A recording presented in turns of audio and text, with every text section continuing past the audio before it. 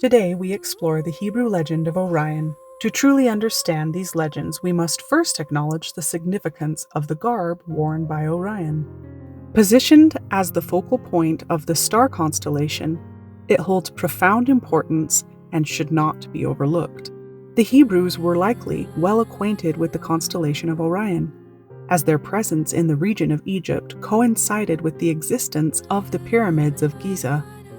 Notably, the three pyramids were deliberately aligned to mirror the arrangement of the stars of Orion's belt.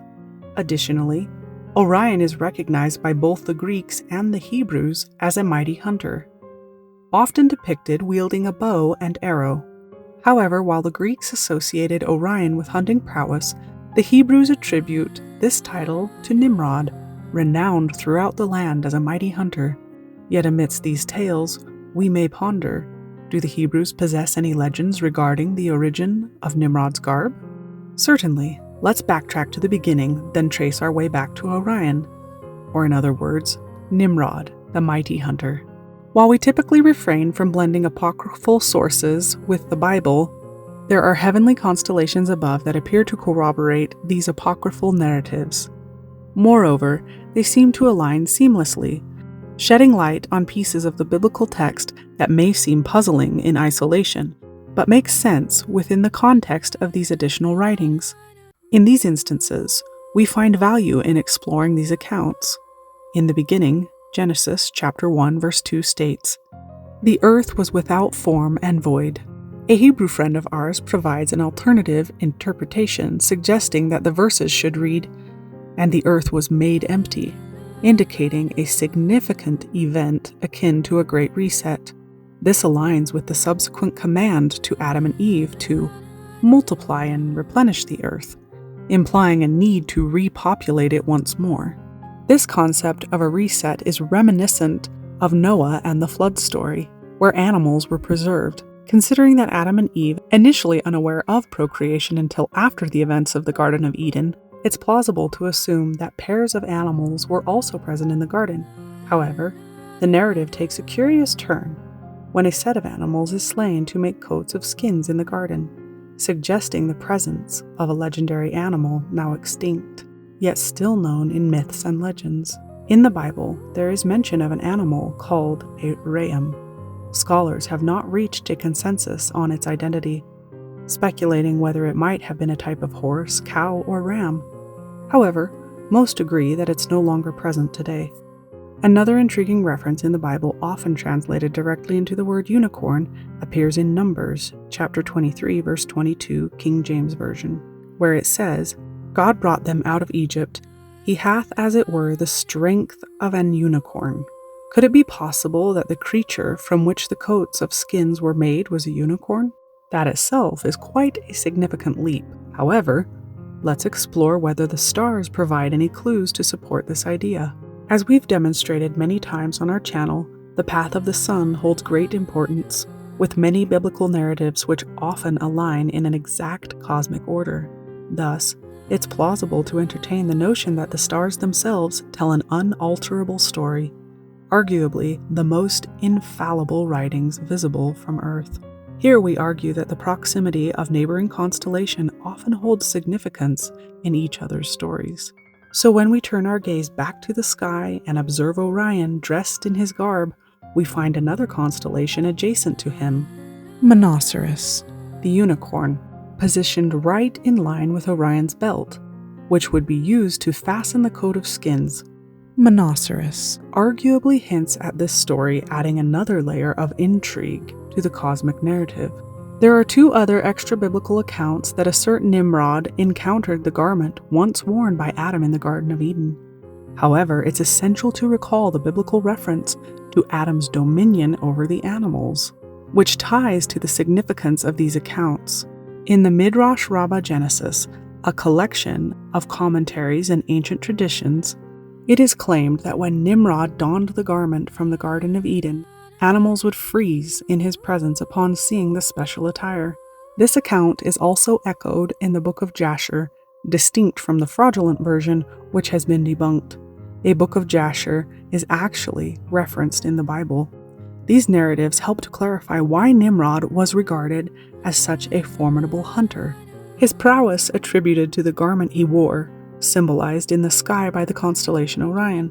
While the Bible suggests the garment may have passed from Noah as Ham uncovered his father's nakedness, the Book of Jasher offers a clearer perspective, stating explicitly that the special garment was stolen from Noah. This sheds light on the reason for cursing Ham's descendants, extending beyond merely seeing his father naked. From there, the garment purportedly traversed the lineage of Ham until Nimrod acquired it. This relic may have facilitated the rounding up of animals, potentially making the task more manageable, especially in the context of a massive ark. Returning to Nimrod, according to the Islamic sources and commentaries of the Quran, he had a conflict with Abraham and his family, particularly his brother. It is said that Nimrod killed Abraham's brother Haran in a fiery furnace, leading Abraham's family to seek revenge. Islamic tradition suggests that Esau, known for his hunting prowess, pursued Nimrod and killed him. Similarly, the Book of Jasher echoes this narrative, indicating that Esau obtained the special coat of skins worn by Nimrod. Then, the biblical narrative tells the next part of this story as Esau encounters Jacob, exhausted and desperately hungry. In his weakened state, Esau agrees to trade his birthright to Jacob in exchange for a bowl of stew. However, in the context of the ancient text, the birthright is mentioned being passed from Esau to Jacob immediately after Esau obtains the coat of skins, which is the coat passed down from Adam. The likely conclusion is that the coat of skins was the birthright spoken of. Speculatively, Esau's desire to dispose of the evidence of Nimrod's death may have influenced his decision to part with this birthright. Considering this context, Jacob receiving this special relic sheds light on the coat of many colors he later gives to his favorite son, Joseph. It's our belief that the birthright, the coat of skins, and the coat of many colors were all the same thing. It's worth noting that the term coat of many colors in the Bible could potentially be better translated as a garment with various markings, patches, stripes, or patterns, according to some scholars.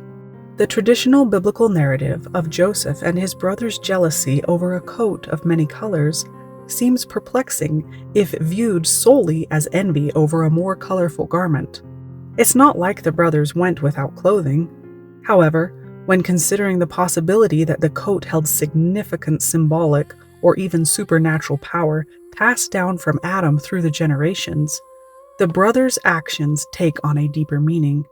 Joseph's coat potentially originating from the Garden of Eden and carrying with it associations of power and dominion would have made him stand out among his siblings. This uniqueness, coupled with their father Jacob's favoritism towards Joseph, likely fueled the brothers' envy and resentment.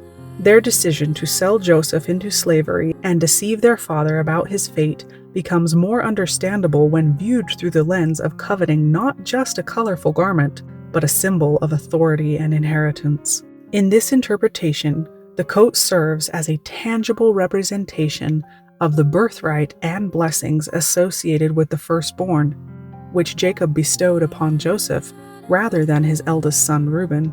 The jealousy and betrayal within the family, as depicted in the biblical account, reflect not just sibling rivalry, but a struggle for power and divine favor. Returning to the constellation of Orion, it stands as one of the most majestic constellations in the sky, portraying a hunter adorned in magnificent garb, with 3 stars forming his belt. Arguably, his imagery symbolizes power and dominion, resonating across cultures and ages.